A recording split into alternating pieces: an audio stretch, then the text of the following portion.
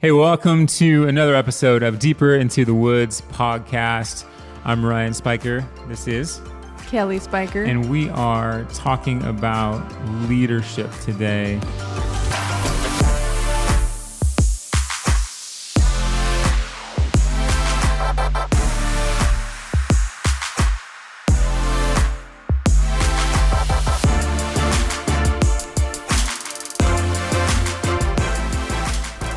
And we are fresh off of attending the Global Leadership Summit, which is a really cool conference all about leadership.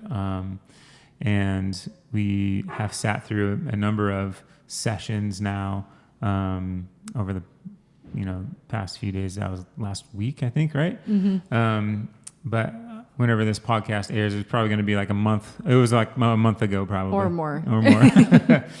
So let's just reflect on that a little bit. And maybe there's some key takeaways that we could share as far as, going through and sitting through the conference. Was anything like super impactful for you, like right off the bat? Yeah, I mean, I think there's a lot of things that were impactful from each and every speaker. Mm-hmm. But I don't know, I think the common theme is like sort of just having connection with people. Like as a leader, like connecting with people, like it's an outflow of like something that's in you and your heart. Like you're wanting to lead and serve and be there for people and help them succeed and be the best they can be. And like, that's really what a great leader is. If you're in the position for, the status or the paycheck or, it's like those, like your true colors show, your true motive shows. I feel like that was a common theme. Yeah, and the other common theme was like, be yourself, like be who you are. Yeah. Like the fact that you're different than everyone else is great. And like, we all need to be different to have like a great team collaboration. Yeah. That's a really good point. That's something that struck me too, is this idea of like being comfortable in your own skin enough to show up as like a true representation of yourself. Yeah. I think that's huge. Yeah. Because that's something that's really freeing when you get there, when you're able to go, okay, this is who I am. This is the way that I show up in any situation, like at home. I am this person. So why can't I be that person in my workplace or whatever, right? And so as I think about that, that was an unlock for me. I think my first retail job was actually at Blockbuster. When it existed? Yeah, it's gone now. But this idea of sort of showing up to work as the best example of yourself. Mm-hmm. You don't have to like become somebody else to work somewhere. And at Blockbuster, one of the crazy things that about that culture, and it's probably why it's dead now, was it was really kind of robotic as far as like I would show up to work and like we would straighten out movies on shelves and like you were just sort of expected to do this and that, and like just check out a person. Hand in their movies. Wait, blah, blah, blah. You checked out? I was checking out people. Checking out people? Okay. Yeah, you can take that however you want. And essentially, like just going through the motions, and we were taught the motions, like we were taught what to do, but not like how to do it and how to like engage a customer. Yeah. And like that's something that we obviously focus on a lot. But if I look back on that time, that was sort of the missing thing where I had to show up and just do stuff, like do these regimented things rather than like show up as a personality or as a servant or as a human even, right? I was more treated as like a robot. Yeah. Where it's like, do these things over and over again, and that is success. Right. Whereas we now are coming from a perspective of going, like, the things are going to change. The things are just the things. You need to show up as you, as a human, as a relational being. Yeah. And you have to be you before you can do the what. Yeah, totally. And that's crazy. Like, it's a crazy mind shift, but you have to show up as you first before you can do the things, because otherwise you're a robot. Right. We don't want Totally. robots. No, we don't want robots. But what was the other thing you said? You said also the first one. Connection, Oh yeah, connection. So that goes back also to the human side, and the human yeah, side, the relational side. I mean, our number one thing is to serve people really well, and to connect with them as a human. Yep. And everything sort of gets reduced down to that thing of human connection. How can we just like be relational with people in the best way possible? Yeah, absolutely. I think too with the being yourself and like it, sort of like showing your differences and how we can all be a team and we add different strengths to the team. But with that is like still having the mindset of like, I want to be the best I can be with who I am. Yeah. And also not, because I think it can get confused with like, oh, I'm just who I am. Like Right. take it or leave it. You know what I Right. mean? But like, that's not really what we're talking about. We're talking Right. about like embracing who you are, but being the best version of yourself and sharpening yourself Yeah. and being, just challenging yourself to grow, leading yourself Yeah. to be amazing within your skill set and within your strengths. Not necessarily focusing on, well, I'm not really good at that, so I'm going to go try to be better at it. But no, what am I really great at? And I'm going to be really good at that. And I'm going to find a job that plays to my strengths so that I can show up every day to work and do a really great job because Yeah. it's who I am and it's what I do and it's my strengths. Yeah, that's really good. I guess I think you hit on something cool in the fact that not everyone is meant for everything. Right. Right? We are definitely catered. Like you have a unique skill set that can be used in probably a few different things, in your life. Right. I'm talking very generally, but like for myself, I know that I'm not a math guy. Right. Or like I'm not a very detail oriented person where it's like, I know that I need to stay away from those kind of things because it's just not going to be good for Right. me or the company if I'm doing those. If I'm the accountant, something is really wrong with what we're doing, Yeah. And so we have to surround ourselves with different kinds of people. We have a CFO here who is dialed in with the numbers, right? I can't do that. But I can lead a creative team. Right. That's what I'm good at.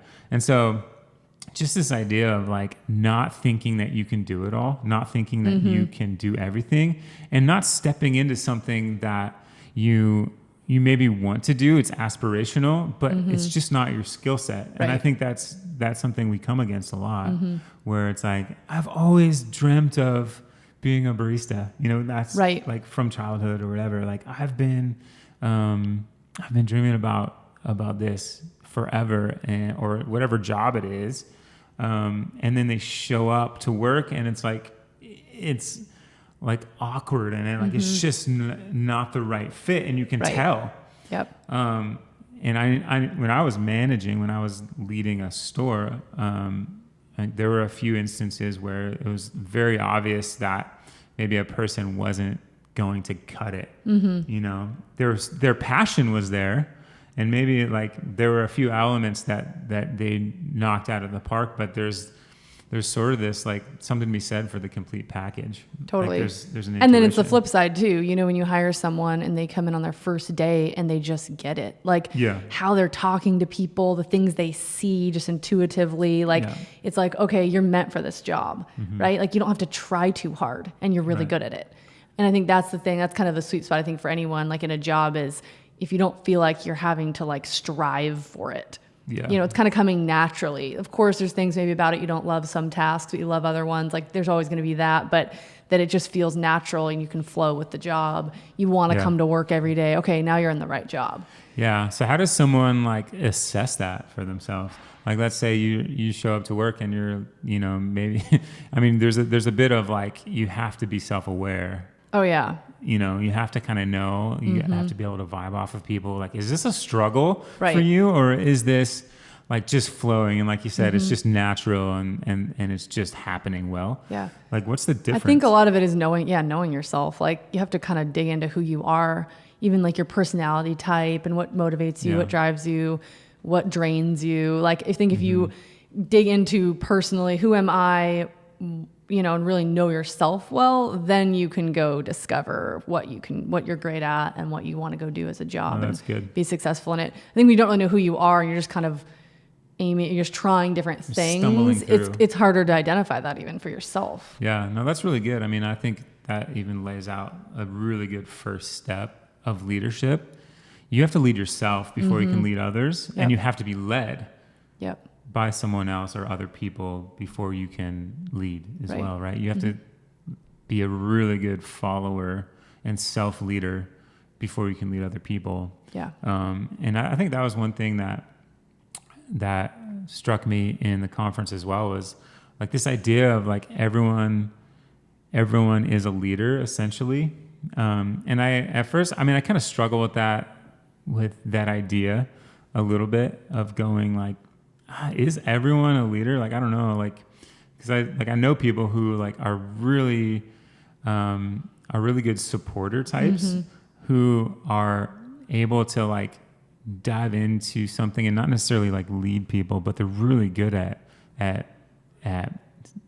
adding to what a leader is doing, like a supportive role. Yeah. And so I don't know, like I know that it's sort of like leading within that context and leading something, but we're talking about like the leader, like the CEO or whatever. Like I guess not everyone has to be that, because there's Right. different levels of leadership. Yeah. But I also think it's okay to not strive for leadership.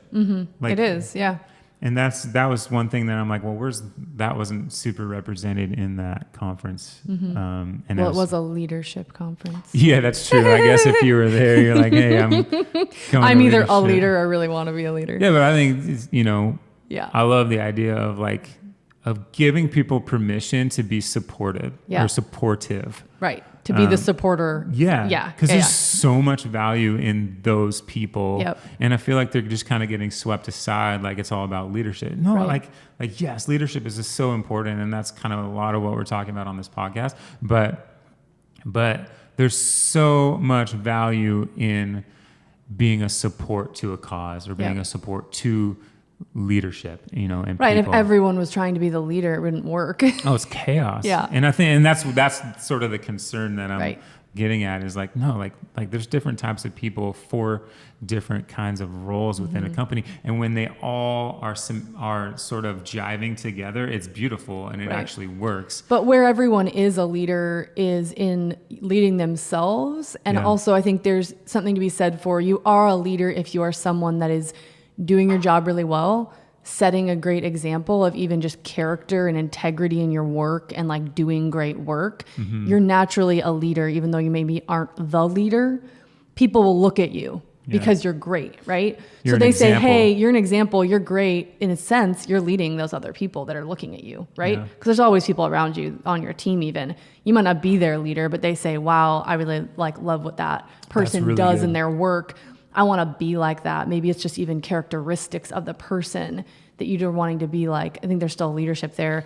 And leading yourself, is number one. If you can't lead yourself, you're probably not even really going to do much or do a great job because you're not even trying to get better at what you're doing. And I feel like that's kind of the base of leading yourself, is saying, I want to grow, I want to learn, I want to seek after advice, I want to seek after someone to mentor me, whatever that may be. It might not be for the sake of being the top leader. It might just be for the sake of doing really great work in what you do in your supportive role. Yeah. So you're talking more about like leading. It's like this leading from the back of the room type of thing, right? Right. Or leading. So Sometimes you'll call like leading up too. yeah, and in our context, I love that idea of like being the example. Like let's say, in our stores, we have different levels of leadership, and in the entry level is a barista, someone who's sort of maybe newer to the company. They haven't really put in the time yet to excel into leadership, but that person has leadership. That person has the ability to, number one, change the environment in the store. Yep. Number two, set an example for excellence Yep. within the store, and they have the ability to. I love the idea of like lifting the ceiling, like raising the bar, or lift the room Yep. in essence. Like one person can take it down, Yep. but one person can also take it up, Totally. raise it up, and everyone has that Yep. option and that Right. ability to go, hey, I'm going to lead this shift. I'm not the leader, Right. but I'm going to take the authority and I'm going to lead this Yep. shift. Well, because we all know, right? Like one person, like you said, can influence like the energy, right? Yeah. So if one person super energetic is just so stoked about coming to work today, and they're just going after their time at work in that way, everyone else around them will come up to that Exactly. level. But like you said, it also can work the opposite way. Yeah. Where everyone's down now. Yeah, The energy's so, low. I mean, you got to ask yourself, like, am I lifting the room Right. or am I bringing the room down? Yep. Because if you are bringing it down, yeah. now you have to ask yourself a different question. Why are you here? Right. Because if you're not adding, if you're subtracting, you have to find the thing that you naturally are just adding. Yep. But being aware of that from the first place, I think is really Yeah. important. Being aware of yourself enough to say, am I adding or am I subtracting right now Self-awareness. from my team? And if I'm subtracting, and maybe I'm not usually doing that, but let's say I come in and I'm having a rough day, Yeah. that's where your team supports you, right? Right. That's where you are open and honest and vulnerable about where you're at. And they can say, hey, we'll bring you up today, right? We'll bring you up. But you have to be aware enough to be able to say that, right? And Yeah. comfortable enough to say that with your team. Yeah. Yeah, and not be, passive aggressive and just kind of like, man, like Right. throwing stuff around or, Right. whatever. Like, because I've seen that too, Yep, I mean, yep. I've even done that kind of stuff. But, Yep. but like But having everyone the wherewithal to Yeah. say, man, I'm just not doing so hot today. Right. I'm going to need you guys to champion me today. Just because, being aware of you have influence. Every single one of us has influence of the people around us. You influence Ooh, them. I like that. So you walk on that floor as a barista, you're influencing everything from that moment, right? And each person on that team is doing that. Yeah. But like usually one person kind of outweighs another. Yeah. So you have to be really aware of that and what you're doing with your attitude, with your actions, with your body language. Like all of it plays into this bigger picture of having that positive energy flowing out and having fun at what you're doing and being in your sweet spot at work. And if you're not and you just really hate showing up to work every day, you really should find something else to do. Yeah, exactly. And that's fine too. Yep. Like that's not failure. That's like learning. Right. That is just going through the necessary steps of life to go, that wasn't the right fit for me. Yep. And I'm going to move on to something that is, and that's awesome. Like that should be celebrated and it is celebrated here. So, I mean, we talk about let's just lead right into that because now we're talking about like this sort of area where fit might not be right. Like, how are we assessing that? Like, how do we go, man, like, we're obviously not just going, you're fired. Right. Like day one, like there's obviously a process in place where, we're assessing the fit over a period of time and the people that we hire. And that happens, at various levels of the company, but at the store level with baristas and shift supervisors, store managers, whatever, that process is thorough. Yeah, And it I mean, takes we time. hope that it's in the hiring process, right? We hope that our hiring process is clear enough. Yeah. We give enough context to what we're after, what we're looking for, what our culture's like, that the person that we're hiring is also signing on for that, right? It's not Yeah. just like, hey, we're looking at you and saying, yeah, we think you're a good fit. We kind of ask the question like, do you think you're a good fit? Yeah. What do you know about Woods? What's your experience with Woods? Like, if you're a guest, you see every day how you're treated. Do you want to treat people that way? And can you do that Yeah. hundreds of times a day? Is that something you want to do? So I think that we try to really work on both sides of that, of us saying, hey, we think you're a good fit, but do you think you're a good fit? Now that Yeah. you know what you know, now that we've shared with you, if you think you are, let's give it a try. And then, of course, it's still assessing along the way for that person and for their leader, right? Their manager is assessing that, but they're also assessing themselves in that all the time.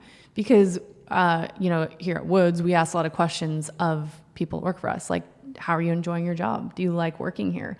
How does it feel to show up to work every day? If their answers are kind of like, it's been a struggle. Yeah. Then we can start asking more questions, right? But we really want that to be a two-way street. We're Yeah. not real quick to be the company that's going to say, yeah, this just isn't working, get out of here, Yeah. We like to make it a mutual thing that we're just open and honest and talking about.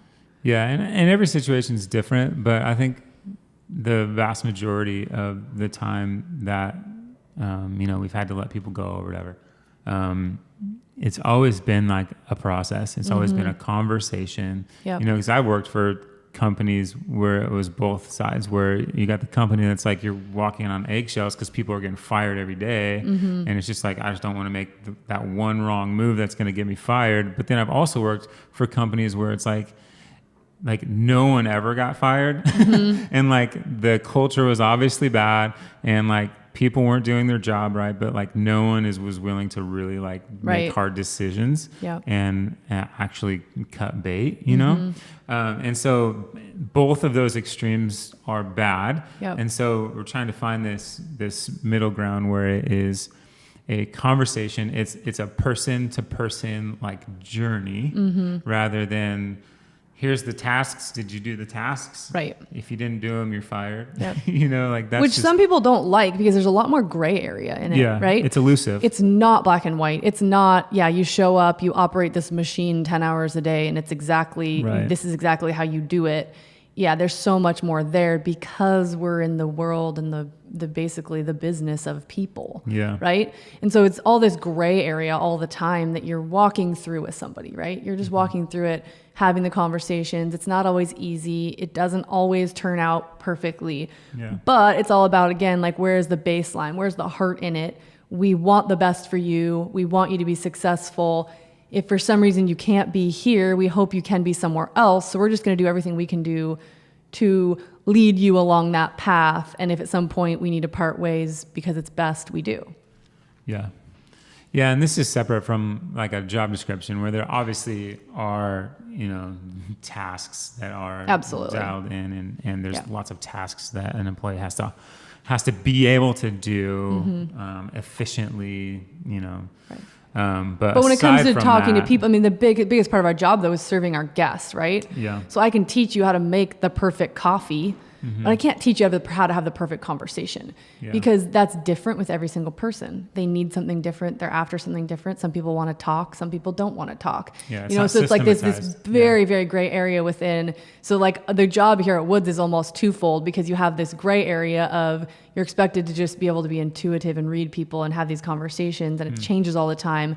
But then you're also working a task that's like an exact detailed way of doing it. And you're also doing that while you're intuitively talking to someone and giving them what they need. So it's really like a very dynamic job. So that's why you're so tired at the end of your shift. Right. Because your left brain and your right brain are like, yes, going crazy. Just doing crazy amounts of like neuron synapses going on. Yep. So yeah, I mean, you nailed it. I mean, I think there's these two different worlds almost that you're managing together at the same time when you are in store working. Yep. But as we think about like the people that do it so well, like I know like you could probably name like 2 or 3 people that like these are the examples in the company when we talked earlier about like the ones that if they come on a shift, they're the ones that are lifting the whole room and everybody notices. What are the qualities of that person? Like, 'cause it's one thing to say, yeah, show up and lift the room, but like what qualities does that person possess that gives them that ability? Yeah. I think that it's like, who they are at their core. I think it spills over to all areas of life. It's someone that isn't turning it on for work. Yeah. You know, it's that I am like this no matter where you see me. With my friends, I'm this way, and at work, I'm this way, you know, and someone that just has that energy level, that's that really positive energy, right? Yep. That they're just happy, they're positive, they're grateful for everything in their life, and they show up and they're smiling, they're energetic, they're quick, they work quickly, they're, you know, want to work hard. It's just like this thing that kind of pours out of them. It's almost hard to like completely describe, I think, because it's like, I think we all know those people though, right? Yep. You know those people that when you interact with them, you're just like, it feels good. I feel good interacting with you. Yeah. And you that's felt really like what they have brought you up to their level a little bit. Like probably without them trying, but. And it doesn't mean that every one of those people is like super crazy, bubbly, like talks a million words a minute. Like that's not what I'm meaning. Cause I think there's people who do it in their own ways. Like there's some people that are that way that are a little more quiet and reserved, but like the words they say really mean something. And you can tell they're genuinely just care about every single person they interact with. And then there are those people that are more the really high energy, bubbly, outgoing, lots of words. But again, you still feel like, but they care about me. It's genuine. Yeah. They're not turning this on and giving me a line. This is just who they are. Yeah. And they really care and want to interact with me and make me feel great. But they also want to serve me a great cup of coffee. And they want it to be perfect for me and exactly what I'm looking for.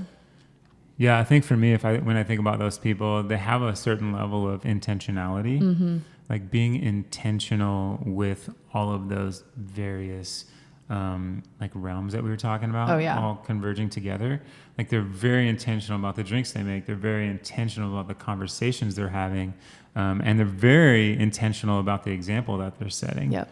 And so I think to come back to at least just one thing, it's like, yeah, not everyone has a bubbly personality, but everyone has the ability to influence people with their actions and with the way that they are intentionally going after a higher level for themselves. Right. And we're all at various levels, but if you are continually going after the next level for you, there's something to be said for that. And when you're making that progress, you are in a different mindset on your own, and that's just an attractive place to be, where it's like, man, like there's something jiving with that person, like you can just feel the energy off of them, and like, but it's really just comes back to their intentionality and their drive for the next level. Yep, absolutely. No matter what realm you're in, whether it's servanthood or if it's like quality control or like actual drink making or like whatever product you're selling, like if you're going after the next level, that is like a really attractive thing.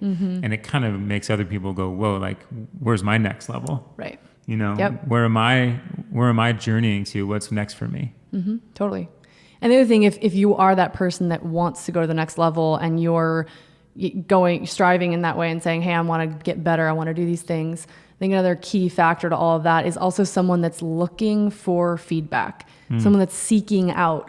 So even if I'm just a barista, even if I'm new, or if I've been here 10 years, I'm working with someone, if I'm asking the people that are working with me, right? Hey, what can I do better for you today? Can I help you with something?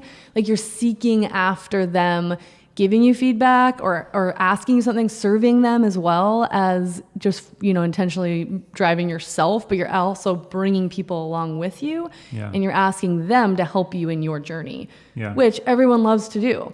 So a lot of times as an individual, you don't see things that other people see, good and bad, right? So if you're asking people around you as well for, hey, what do you see? What can I do better? You're seeking that out. That's a whole lot better than having to get sat down by your manager. You probably already know you're doing some stuff, but they're having to actually call you out versus you seeking out the feedback. Yeah, that's really good. Giving and receiving feedback is crucial in our world. And I think everywhere that leadership is happening, like there has to be feedback involved and there has to be this open channel of communication. Yeah. And if we're going to grow, you have to give each other feedback, right? You have to ask for feedback. It's the only way we grow. I think like when you were talking, it reminded me of like this visual of like assuming that the way you see the world is right is kind of a dangerous place to be. Right. Because if you assume that everything I'm seeing is the right view or the right thing, I'm assuming that everyone else doesn't have the right perspective, And so if you're able to get to the brain space, and this is also comes back in line with just showing up as yourself and like being super vulnerable and willing to learn, if you show up with this notion of going, okay, like my perspective is just one perspective. And man, like the world is ridiculously torn and divided politically, economically, whatever, because everyone thinks they're right. And everyone thinks their perspective is the perspective, but my perspective is one perspective. And I need other perspectives that see it from a different angle, that are able to give wisdom where I don't have wisdom. There's so much value there that often goes missed or Right. goes unnoticed, or Yeah. you're not capitalizing, you're not actually grabbing that Right. wisdom because you think you're right. Yeah. Because as a decision, we all have to make as individuals to see that, right? Yeah. To even be willing to say, this is just my perspective. Yeah. What's yours? Yeah. Right? Like that's something we have to be willing to do as individuals. No one can force you there.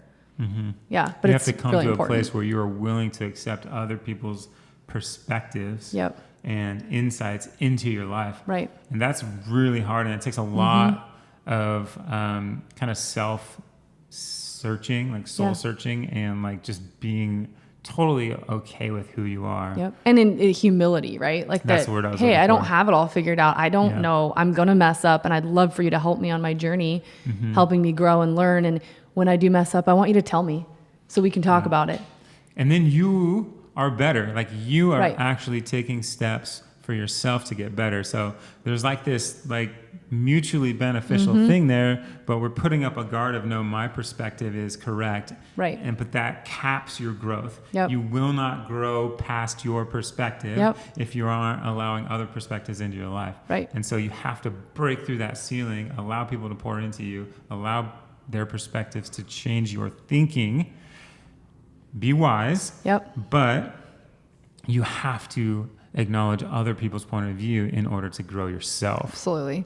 And I would challenge everyone to not just allow it, but seek after it.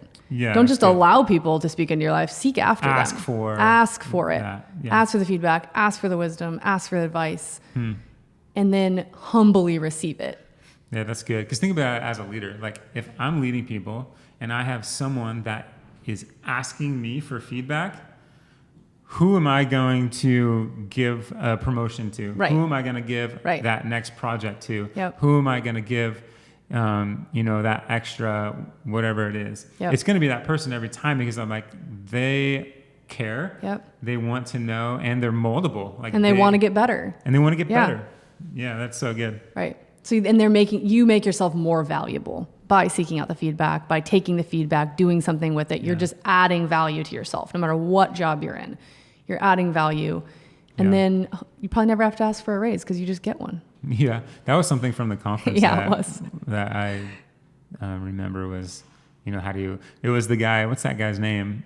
Vince something. He's I like don't a hostage remember. negotiator guy. Oh, it was him that said It that? was him. Yeah. Oh, yeah, They're yeah. asking him like, hey, how do you negotiate A raise. And he was like, don't.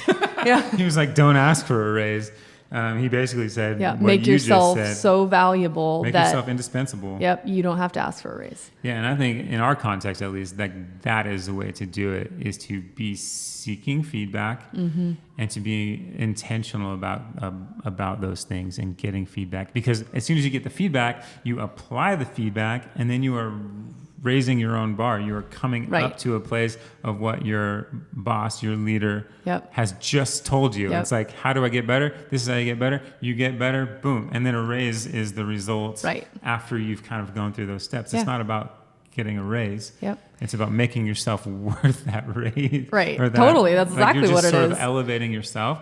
And when you are more valuable, I mean, it's almost like, People see you. You don't Yeah. have to, you don't have to put yourself out but there. if you're in a position where you're not willing to work, you're not willing to Right. better yourself and the company, and you're asking for a raise, that is just like, Right. there's so much friction there. It's like now you're like essentially asking for something that you're not really wanting. Like you Right. don't really want You don't want the responsibility that comes with it. responsibility or Yeah. that comes with that level of Right. pay or whatever. Yep. And so, Really critical thing about feedback as well is, I think as a leader or even a manager of a team, asking people, I don't like this term at all, but below you in a sense, like people on your team that you are leading, you need to ask them for feedback. It shouldn't always be the other way around. yeah, It shouldn't be like barista, I'm asking my manager for feedback. Like manager, ask your barista for feedback. that's good. Yeah. Because they are the best person to give you feedback about being a leader and being a manager because you are directly influencing them. So they Yeah. can say, hey, actually working for you is difficult because, sometimes you change your tune day to day and that's hard to work for you. Yeah. Awesome. Now I know as a manager, a leader of my team, like, oh, I didn't realize I was doing that. Right. Now I can get better for them. But most of the time as a leader, when you ask people on your team for feedback, they're not going to give it, and they're They're not gonna going to give give you the it truth. openly. It's Yeah. it's a hard process you have to really work through with trust Right. and building that trust with your team so that they can give you feedback and feel safe giving you feedback. Mm-hmm. So if you're asking for feedback, if you're a manager, you're asking for feedback, you have to be really, really intentional on what you do with that feedback. And it has to be often, because I don't think you're going to get the truth the first Right. time. It has to be all the time. It has to, you have to model consistently that it's safe Yep. to give me hard feedback. Right. I'm not going to get defensive. I'm not going to Yeah. say why I did that thing. I'm just going to take it in. I'm going to receive it. I'm going to thank you for giving it to me. Yeah. And then I'm going to go do something with it later. I'm going to think about it Yeah. for at least a couple days. Yeah. And then I'm going to decide what's my action plan. This is valid. What's my action plan? How am I going to get better as a leader for these people because they actually shared feedback?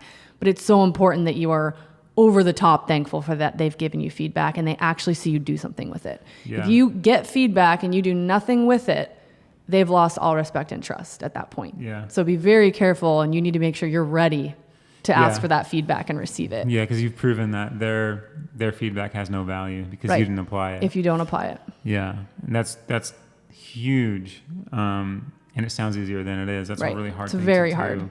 Is to, obviously you said it, it starts with trust. It starts with having the right perspective as a leader Mm-hmm. to, first off, value your team's feedback and what they think. And it goes back to the perspective thing. Their Yep. perspective, they see things that you can't see as a leader. Mm-hmm. And so their eyes are telling a different story, and it's an accurate story Right. to what your leadership is doing Yep. to the team. Yeah. I think it's important too, if you're asking your team to get feedback from many different team members, and if there's a trend, then it's also another sign of just like, wow, everyone feels the same way about this. I really have to take this to heart and do something with it. Yeah. Versus sometimes you might get inconsistent, and then you can kind of read into that a little bit and figure out where you're missing the mark.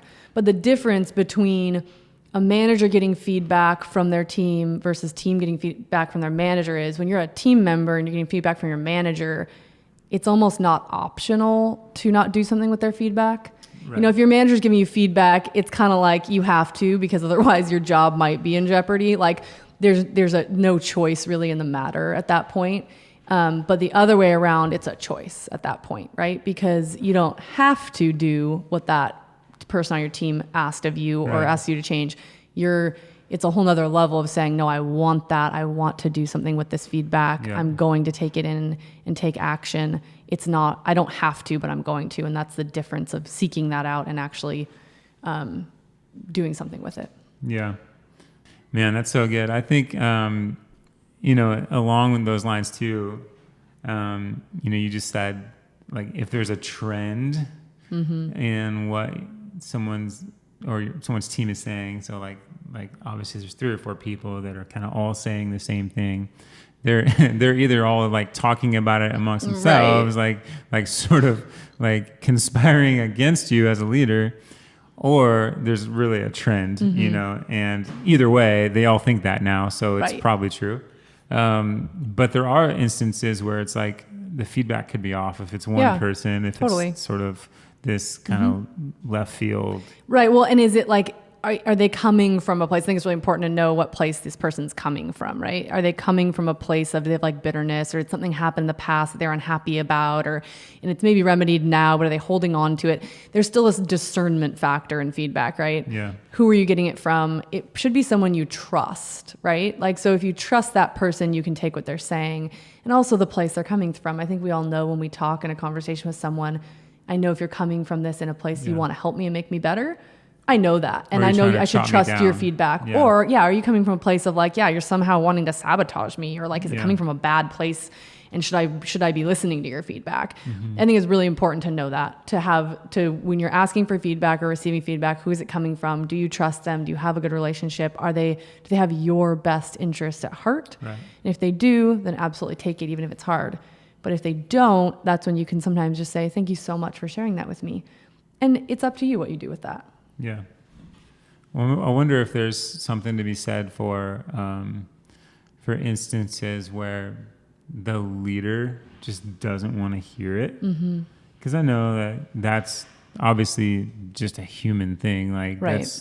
that's just sort of a characteristic of like humanity, is like it's just not fun to hear negative things about yourself.